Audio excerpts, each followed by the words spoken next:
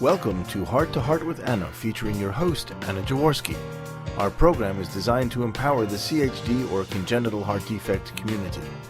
Our program may also help families who have children who are chronically ill by bringing information and encouragement to you in order to become an advocate for your community.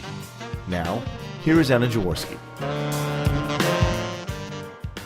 Welcome to the 10th season of Heart to Heart with Anna. Our theme this season is Education for Heart Warriors, and we have an outstanding show for you today. Today's show is entitled Physical Education for Heart Warriors, and our guest is Jennifer Weiner. Jennifer was born in 1982 with truncus arteriosus, repaired for the first time in 1983. Then doctors expected she would need a follow-up procedure, but very little else was known about the future. Jennifer's cardiologist warned that she wouldn't be running marathons, but she was otherwise physically unrestricted. Jennifer entered school on time, played Little League baseball, basketball, softball, volleyball, and danced. Her older brother and two male cousins contributed to her love of sports and tomboy personality.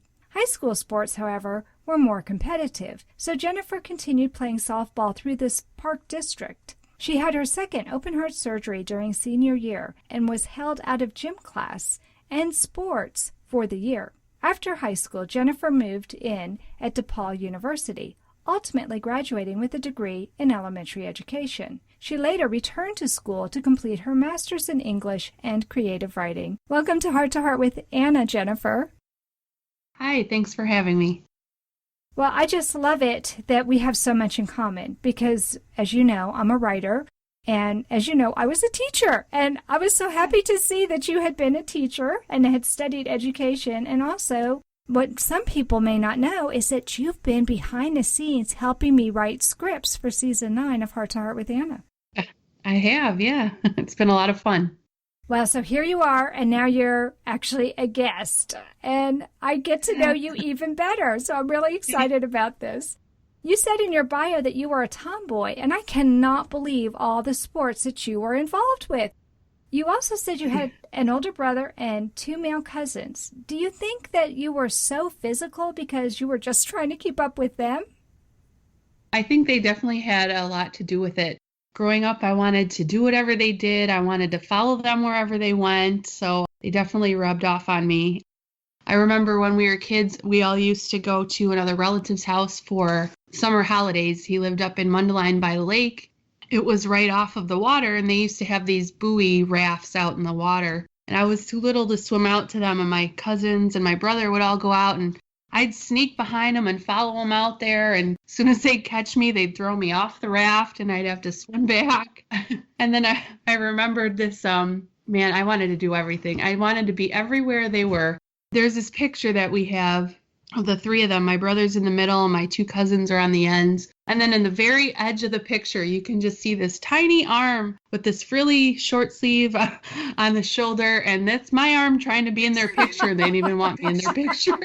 Oh my gosh, you have to find that picture so we can put it in a slideshow. I will.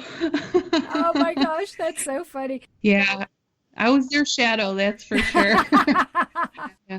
And they started, then they started to include me when I got older. My cousin, right on their lawn in front of the house, he would teach me how to play tackle football and, how to pitch and everything like I did everything, they did. I wanted to do it. You did tackle football? Did your mother just have a heart attack? Well, no, she wasn't watching. I didn't do it this was one time in front of the house. He gave me the helmet and pads, and here's 8-year-old me pretending to, however you get in line for football. It was ridiculous. Yeah. Oh my gosh. Oh man. It's good your mom wasn't watching. It's very good your mother wasn't watching. Wow. They were like they were not troublemakers, but they were wild city boys, and I wanted to do everything they did. Sure. Well, in addition to traditional sports that you did with your cousins and your brother, there was dance that was stuck in there. So tell me what kind of dance you did as well. Yeah, I think I danced until I was in maybe second grade. My mom put me in tap, which I love because it was noisy. And the shoes were the funnest thing. I would wear them in the basement and just, go crazy.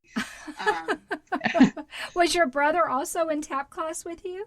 Oh God, no, no. My brother was always into hockey, which I couldn't skate very well. I was afraid of losing my balance, so I didn't do any ice sports. But I tapped and then I did ballet and jazz, but I got out of that when I got older. Until high school, I was in a couple of musicals in high school and I danced in those, but nothing crazy.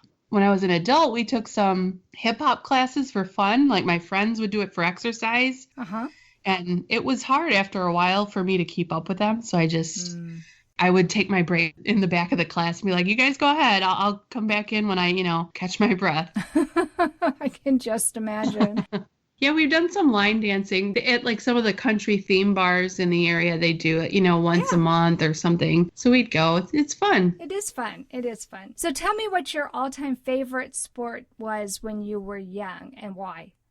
I think I'd have to say that baseball was my favorite sport growing up. Our family, at least back in the day, we were more of a baseball family than anything. Lately, it's been hockey because the Hawks are so good. And although the Cubs did just win the World Series, we were just a big baseball family growing up. My grandparents were big fans. My grandfather was a Cub fan and my grandmother was a Sox fan. So we'd always have fun little rivalries going back and forth between us whenever they'd play each other. My grandfather used to watch the Cubs games on TV, but he'd turn it on mute and then listen to it on the radio because he hated the TV announcers. So we'd often watch games. We'd often watch games like that at their house. Wow. My uncle played ball for a long time throughout college, so he taught us all how to play when we were kids, and it was always a big part of our family time, I guess, going to games and things like that. Awesome. Well, my son's cardiologist told me that when Alex was young, and my son Alex was born with a heart defect, that he would be self-limiting. Do you think that you were self-limiting when you were young? And what advice do you have for parents of heart warriors who want to play sports like you did? Yeah, I think that I was always self-limiting as a child. For as long as I can remember, I've always had trouble with running. Maybe a good word would be endurance. Because I could run for a little bit, but, playing basketball in the beginning, I would be up and down the court once or twice before the coach would have to take me out of the game for a while because I just couldn't keep up with the other players. But after a while, I kind of knew I'd know myself when I need to take a break. I'd either slow down when playing the game or, in grade school, they have those president's tests to make sure that you're. So the mile run was always my dreaded event of the year because I couldn't do it. I would always walk it. And the teachers knew. He always knew I had to slow down. My uncle was actually our gym coach when I was in junior high. And so he knew obviously my issues with it, but he wouldn't let me off easy. He'd give me a hard time about being slow sometimes. I would say, I guess, to either the patients or the parents of the patients that, may let the kids try what they like, and it's their chance to kind of see what they're interested in, what they're good at. And I'd hate for kids to miss out on the opportunity just because they thought they shouldn't be doing something, unless there's some sort of actual risk. Right. I'm sure a lot of parents think it's all a risk, because they're so worried about it. But I think unless there's some actual medical prohibition. You're fine. Prohibition.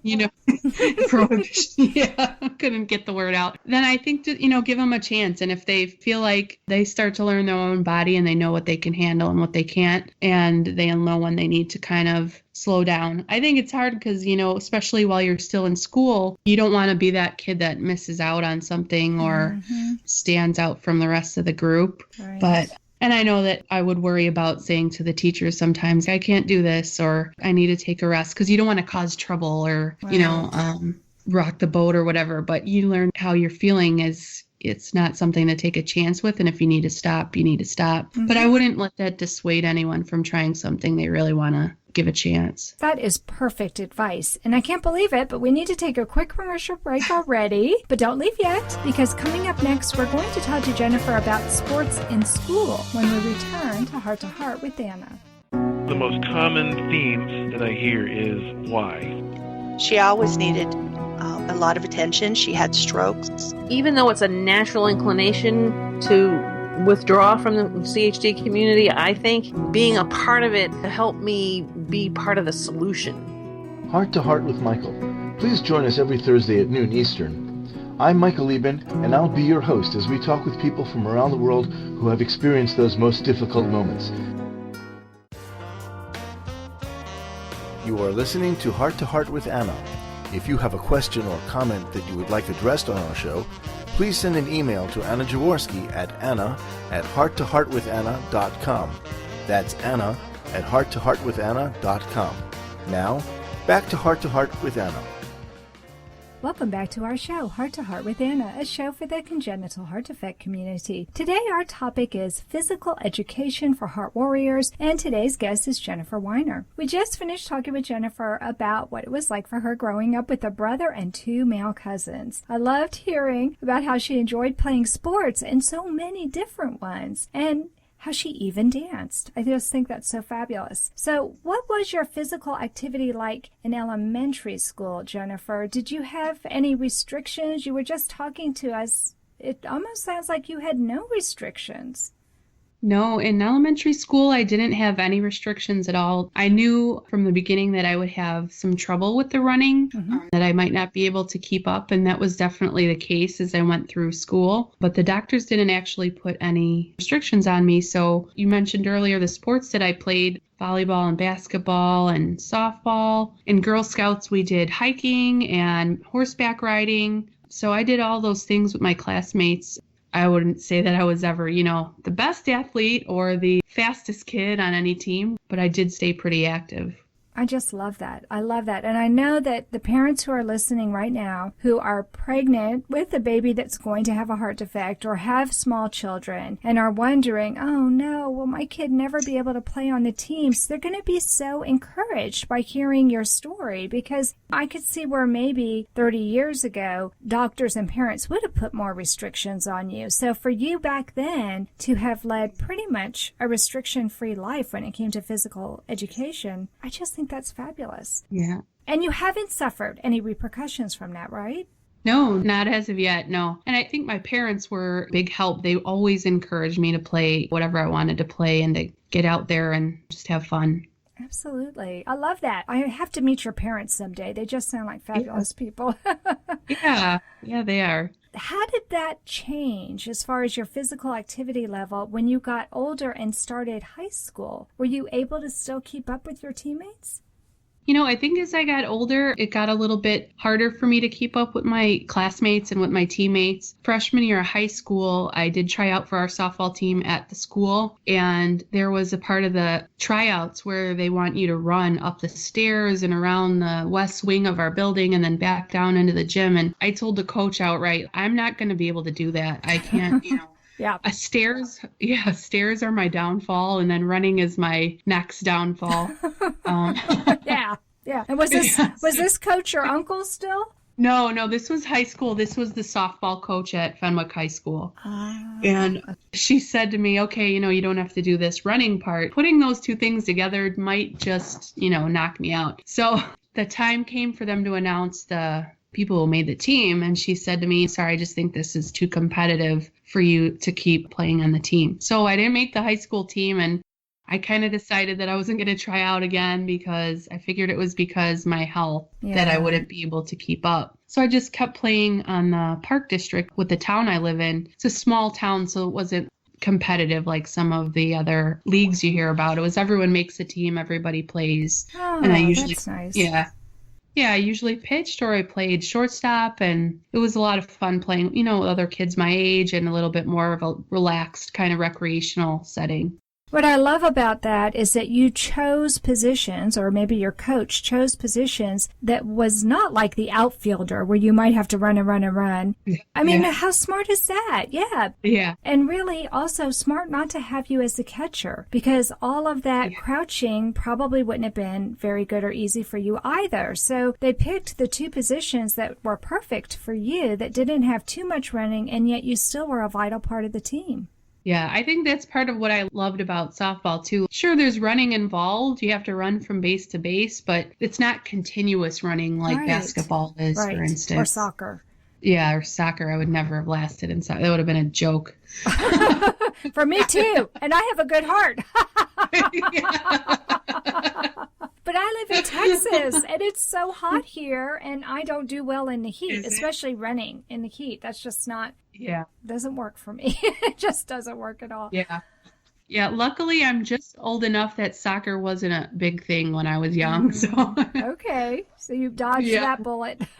You're right. Well, senior year, you had your second open heart surgery. So how was your activity level impacted with that surgery?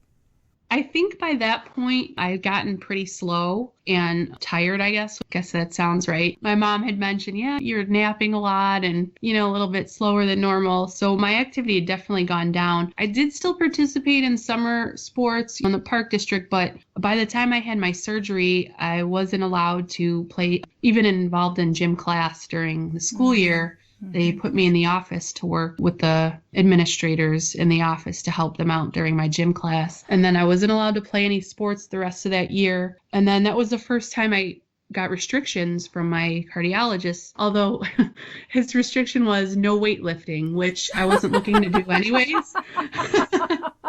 Right, exactly. That wasn't a big loss. Right.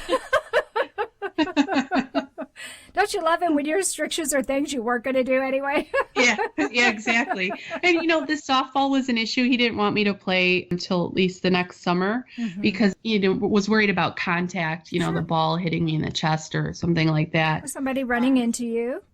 Right. And then I did get to use the elevator at school, which was awesome because I made a bunch of friends that way. They all wanted to ride the elevator with me. The little benefits that nobody tell you about. Right. The little perks. It's not all bad. Right. Well, no, see, when you have someone like you who knows how to make lemonade from lemons, that's a good thing. Yeah. Well, I love that. I love it. So I noticed that when Alex had his open heart surgery, he also had, for him, it was his third open heart surgery when he was a senior. And it really took him a full year to come back from that as far as his physical activity level being back where it needed to be. Did it take you a long time to get back to where you had been? I think I'd say a year is probably a good estimate. In this summer, I also worked. By the time I was a senior in high school, I worked for our park district doing, all those outdoor maintenance things, riding John Deere lawnmowers, cutting grass, and shoveling wood chips into the park. And so I was pretty active the summer after my surgery. So it did take me that full school year. I laid pretty low. Well, I can't believe it. Time is just flying. It's time for another quick break, but don't leave yet, listeners, because coming up next, Jennifer will tell us about what her physical activity level is like now that she's an adult in her 30s when we return to Heart with Anna.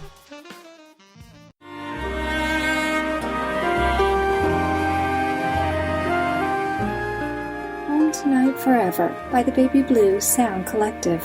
I think what I love so much about this CD is that some of the songs were inspired by the patients. Many listeners will understand many of the different songs and what they've been inspired by. Our new album will be available on iTunes, Amazon.com, Spotify. I love the fact that the proceeds from this CD are actually going to help those with congenital heart defects. Enjoy the music. Home Tonight Forever.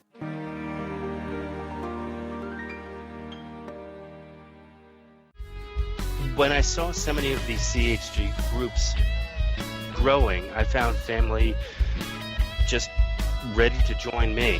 Anyone who is a member of the adult congenital heart defect community can be a guest on our show. We have a great year planned, and we look forward to sharing other interesting topics. Heart to Heart with Nicole and David, serving the ACHD community, Wednesdays at noon Eastern. Welcome back to our show, Heart to Heart with Anna, a show for the congenital heart defect community. Today our topic is physical education for heart warriors, and today's guest is Jennifer Weiner. We just finished talking with Jennifer about what it was like for her in school regarding physical education. We only have a few minutes left, but I'd like to ask a few more questions. Tell us about how your activities changed after you had your last open heart surgery and then went off to college, Jennifer. Personally, I think it's natural that as you get older, you kind of get a little less active than you were when you were a teenager. Once I went away to college, I didn't really have too much physical activity. I wasn't involved in a lot of sports. Maybe after college, I did some co-ed softball leagues with some friends. I played beach volleyball one summer. And now I'm trying to get back into shape, going to the gym and doing things on the treadmill or circuit training, stuff that's nothing too intense because I know I just can't keep up. Sometimes I think I'm not pushing myself hard enough. Other times I think, why fight it? Just try to do the stuff that's a little bit more reasonable, I guess. Well, yeah. I mean, and I think especially for a woman, and as we age, we get fat in places we don't want it. Right. And so even if you were skinny as a kid, all of a sudden you're not as skinny once you hit your 30s. Right. And wait until you get in your 40s and 50s, honey. It just gets worse. I know. It's really hard. It's hard. But one of my goals, which I don't know if I'll ever get to or not, is I want to be able to actually run a 5K. I know I've said that running is kind of impossible for me. But once I got my pacemaker, I thought I'd make that, I thought maybe it's the pacemaker that'll make it easier. You can do a 5K like I did. No, you could do it. Look, I don't have a heart defect, but like I told you, it's awfully hot in Texas. And so running and me, it's not happening. However, I had some friends who invited me to take part in a 5K, and I was like, I don't know if I can do that because I sit at my desk and I write. Yeah. But I do take my dogs for a walk, and I thought, okay, if I'm going to do this 5K, I need to start exercising more than just a walk around the neighborhood. And so I started working it up. 5K is about 2.5 miles, if I'm not mistaken. We took our car and we mapped out in our neighborhood how much is a mile, and I knew if I did that 2.5 times, ta-da, I've got it.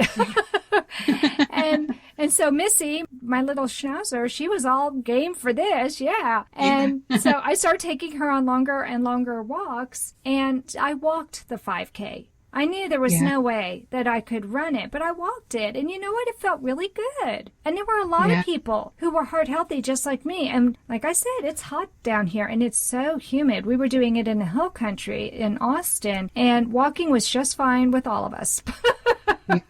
Yeah, I've walked a bunch of them before, and I always thought, man, I want to be one of those people that's like, even if I'm going slow, I would just like to be like, yeah, I did it. I ran it, and it was hard, but I did it. So I got the Couch to 5K app on my phone, where every week it has you do a little bit more and a little bit more. I'm still on week 1, but I figure I'll get there eventually. You can actually endure more. You can go further when you're doing this little bit of walking, a little bit of running, instead of trying to run full out. Just some motherly advice for you. Okay. And now I want to report back when you actually do it and a picture. I will. Okay, well, when Alex was considering college, Jennifer, one of the things that he took into consideration was whether or not the college had a physical education requirement. Is that something that you thought about when you were applying to college? I don't think I thought so much about the phys ed requirement. To be honest, I don't know if I even checked when I was applying to school. I think to me, the bigger concern was how many stairs I'd have to do to get up to my dorm room. So that was a concern. And I ended up going to DePaul, and it's a city school, and it's spread out over several city blocks, all the buildings that you have classes in. So if I didn't leave with plenty of time to get there, jogging to the last few blocks to get to class was hard. Right. So that was a concern. I did, taking education courses in college, it was how to teach phys ed. So I did have to take one. I don't remember it being too difficult. I wasn't interested in teaching phys ed, so I guess it didn't really make too many impressions on my mind, what the class was like. Yeah. But that didn't really have too much weight when I made my choice. I think, too, a lot of the schools, because we had phys ed in high school, they waived it for you in college. They didn't require you to take it. So that's interesting. Yeah. When Alex was looking, he wanted to be an engineer when he first was starting his matriculation. And so we went to MIT, and I don't know if you've ever been over there, but we quickly nixed that from our list because talk about a lot of walking. Oh my gosh. Yeah. And the same thing, he also looked at Rice here in Texas, and there was no way. There was no way. Yeah. We actually told him that if he really wanted to go to Rice, we would get him a Segway, but he didn't want to be singled out like that. And then we were afraid, how do you secure a Segway? That's going to get stolen too easily. Yeah. It's not like you could... can't exactly carry that into class. Right. You can't fold it up and put it in your backpack as you're going to school or whatever. So he ended up going to school in New York City, where all of the buildings go up instead of out. He could use the elevator. Hopefully with elevators. Right. There were elevators, so that made it a lot easier. And I think that was a good choice for him, but it actually was something that we really had to think about. So what advice do you have for parents regarding helping their children to take on physical challenges without letting their heart defect cause them undue fear? You seem fearless with the way that you've attacked life, and I love that. I don't know. I think recently I've discovered a fear of mine with the running and any kind of exercise, really getting my heart rate up. Over the summer, I got an ICD, and my device is set to just start recording at 177 beats. So anytime I get anywhere near that now, I get a little bit freaked out. So my doctor recommended that I started seeing someone in the cardiac behavioral medicine department, which I guess is a new field. It is. At least at Northwestern in Chicago. And what they do is, I can't remember now what the type of therapy it's called, but basically they train you to be in a sort of safe high heart rate state and get used to what it feels like and understand that you're still safe and that nothing's going to happen. So you get comfortable and you don't automatically start to panic when you get in the upper range. So that's something I'm still working on myself. But I think that's definitely for kids who are afraid to try new things, even for their parents, maybe going together. That's something I would recommend. And also, I don't know, like I did when I was a kid, just trying stuff that I liked. I think it's good to give it a shot and learn how to read your own body, basically, and know what you're comfortable doing. Yeah, that's good advice. Yeah. So with this cardiac behavioral medicine, this is something that's new, and I'm really excited about it. In season 9 of my program, I actually had a psychologist come on and talk about that. She actually started her program in Oregon at the hospital where she works. And so I think it is up and coming. In fact, she called it one of the new frontiers for congenital heart disease. And so I think it's good that they're starting to pay attention to the fact that now that so many of you are living longer, it's not about survival. For a long time, it was all about, can we help these kids to survive? Well, the answer is yes. They were able to conquer that beast. So now the question is, how do we help these wonderful survivors have a great quality of life? And being able to conquer fear is one of the ways that you improve your quality of life. So I'm really glad to see that more and more of these cardiovascular centers are having a behavioral component, because this is something that we know from the research a lot of our adult survivors and even our teenage survivors are dealing with. They're having more anxiety, more depression. PTSD is not uncommon. And so the way to handle that is to get them into a setting early where they can learn how to combat that. So I think that's perfect advice. Did you hear that show with Adrienne Kovacs? I didn't know. I plan to listen to it, though. Yes, you need to. She was so outstanding. Yeah, you do need to listen to that. I thought maybe you were doing research behind my back, and that's how you knew to give such an excellent answer. So you're just naturally brilliant. You didn't even have to do the research. That's what I like to say. There you go. Well, can you believe it, Jennifer? Our time is already up. Wow, that went fast. It did. It went super fast. So that concludes this episode of Heart to Heart with Anna. Thanks for listening today, everybody. Please come back next week on Tuesday at noon Eastern Time. And until then, please check out our brand new website. It's www.hugpodcastnetwork.com. And remember, my friends, you are not alone. Heart to Heart with Anna is a presentation of Hearts Unite the Globe and is part of the Hug Podcast Network. Hearts Unite the Globe is a non-profit organization devoted to providing resources to the congenital heart defect community to uplift, empower, and enrich the lives of our community members. If you would like access to free resources pertaining to the CHD community, please visit our website at www.congenital-heart-defects.com for information about CHD, the hospitals that treat children with CHD, summer camps for CHD survivors, and much, much more.